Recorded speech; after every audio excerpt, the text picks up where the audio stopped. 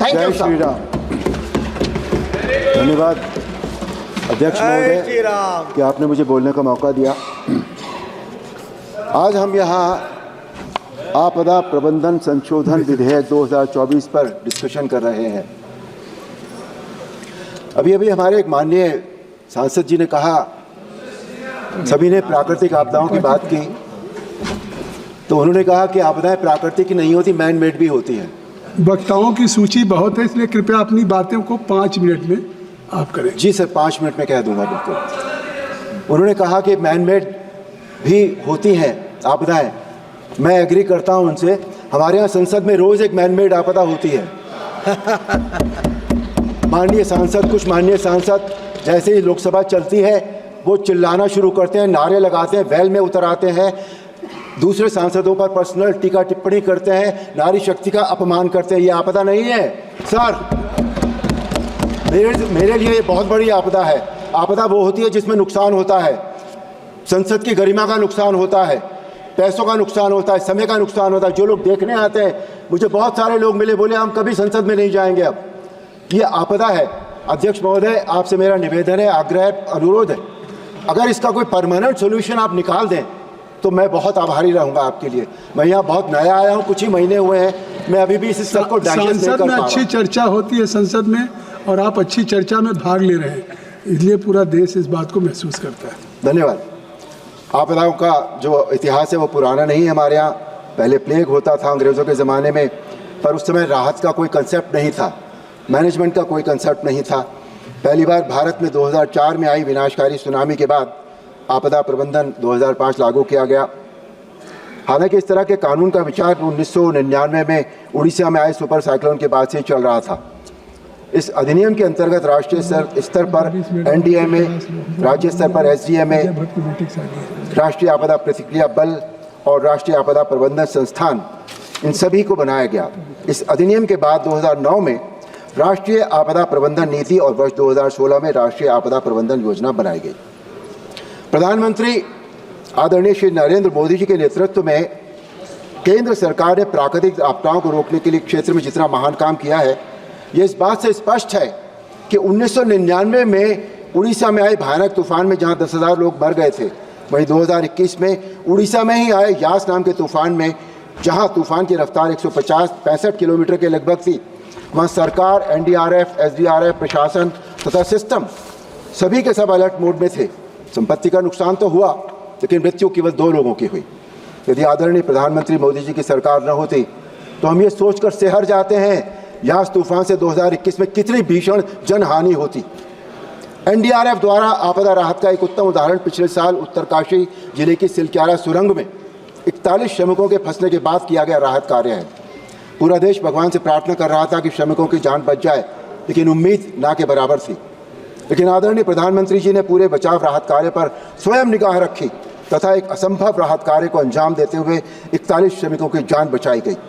सिलक्यारा सुरंग राहत कार्य से पूरी दुनिया हैरान हो गई थी और इससे हमारे आदरणीय प्रधानमंत्री जी की संवेदनशीलता का भी पता लगता है। आदरणीय प्रधानमंत्री जी की संवेदनशीलता तथा भारत के आज तक के सबसे लोकप्रिय गृह मंत्री आदरणीय श्री अमित शाह जी के नेतृत्व में आपदाओं की गंभीरता को महसूस करते हुए 1 अगस्त 2024 को लोकसभा में आपदा प्रबंधन संशोधन बिल प्रस्तुत किया गया।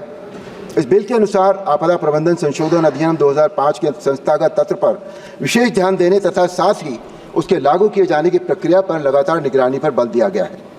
इसके लगभग 2 दशक बाद इस पूरे सिस्टम की समीक्षा करने की आवश्यकता महसूस की गई। बिल में बहुत अच्छा प्रावधान है कि केंद्र, राज्य तथा जिला स्तर पर आपदा का आकलन व समाधान करने की शक्तियां दी गई हैं।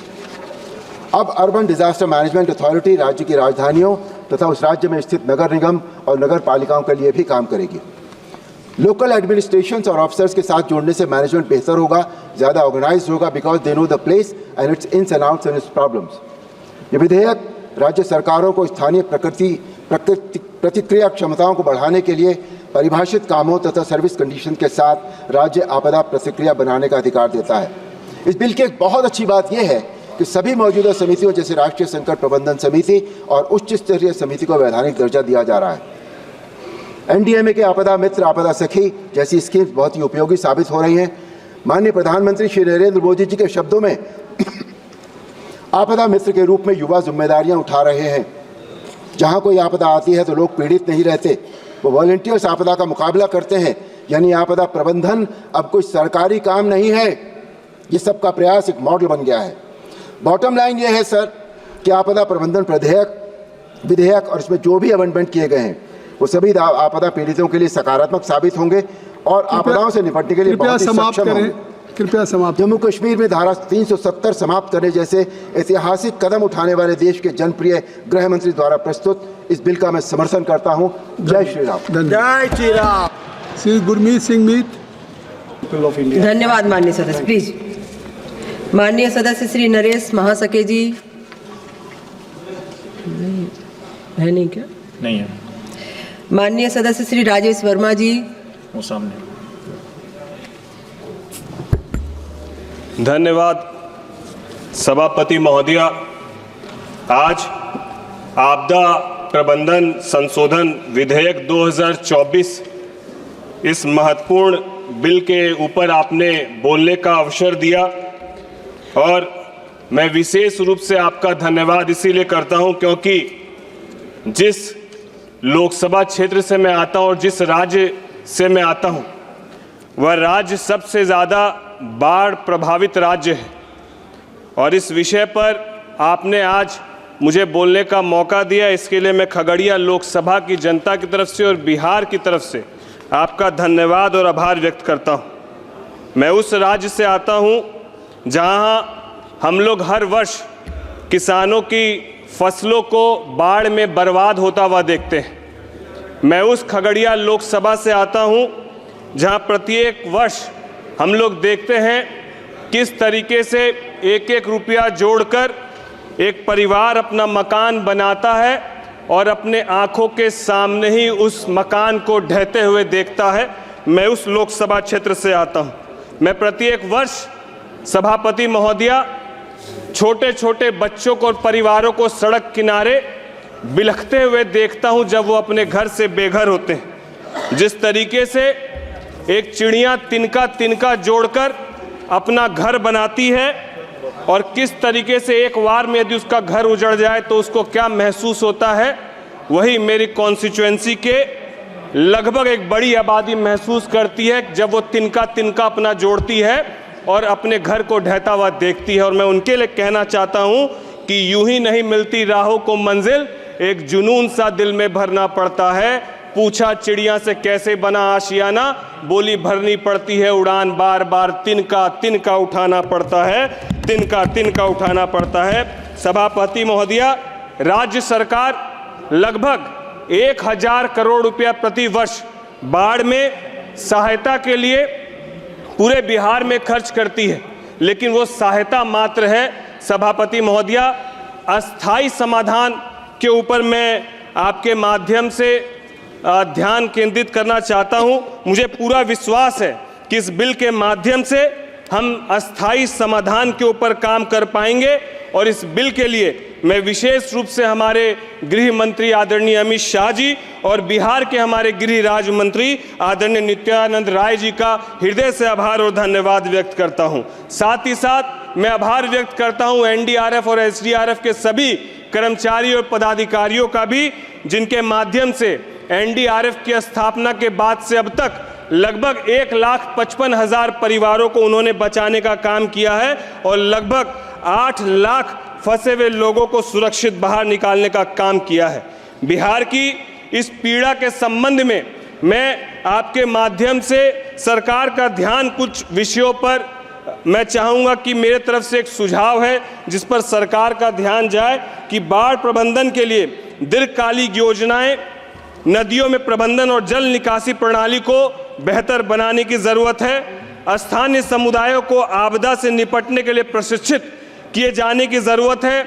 जो सरकार की एक बहुत महत्वपूर्ण योजना है रिवर लिंकिंग योजना, जिसके माध्यम से मुझे लगता है इसको सरकार को बढ़ावा देना चाहिए ताकि हमारी जो खगड़िया लोकसभा और बिहार की जो बड़ी एक आबादी है जो बाढ़ से पूरी तरीके से त्रस्त है उस पर बहुत निजात मिलेगा। और साथ ही साथ जो कटाव एक बड़ी समस्या है, जिस कटाव के लिए मैं चाहूँगा कि हज़ारों करोड़ रुपया प्रति वर्ष खर्च होता है, लेकिन हम लोग अस्थाई समाधान के ऊपर बहुत खर्च नहीं कर पा रहे हैं। अस्थाई समाधान के ऊपर बहुत खर्च करने की ज़रूरत है और कटाव को लेकर हम लोग किस तरीके से बोल्डर पिचिंग और जियो बैग के माध्यम से पूरा पर्टिकुलर डिज़ाइन फ्रेमवर्क करके किस तरीके से हम लोग कर सकते हैं, मुझे लगता है उस ओर सरकार को और हम लोग को ध्यान देने की ज़रूरत है।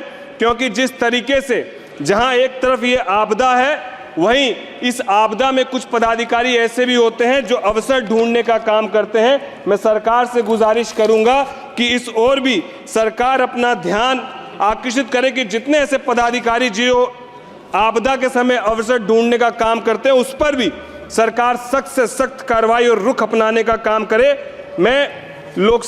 मेरी लोकसभा क्षेत्र के 6 विधानसभा जो बाढ़ प्रभावित विधानसभा है, जिसमें खगड़िया, परवत्ता, अलौली, बेलदौर और सिमरी बख्तियारपुर जो पूरी तरीके से बाढ़ प्रभावित हो चुका है, मैं आपको कहना चाहूँगा कि मेरे खगड़िया लोकसभा के गोगरी नारायणपुर तटबंधन जो लगभग 51 किलोमीटर का है, जो वर्षों से स्थानीय लोगों के द्वारा इसका चौड़ीकरण और सुदृढ़ीकरण की मांग किया जा रहा है, वो होना अति आवश्यक है ताकि बाढ़ के दिनों में उक्त तटबंधन पर बाढ़ का पानी दबाव से हर वर्ष जगह जगह पर जर्जर होते जा रहा है। इससे लाखों लोगों को फायदा होगा। साथ ही साथ लोकसभा क्षेत्र के नया गांव के वीरपुर टोला में मुरादाबाद, विष्णुपुर, माधवपुर होते हुए आश्रम टोला गोगरी तक रिंग बांध के निर्माण के विषय पर भी सरकार का मैं ध्यान केंद्रित करना चाहूँगा।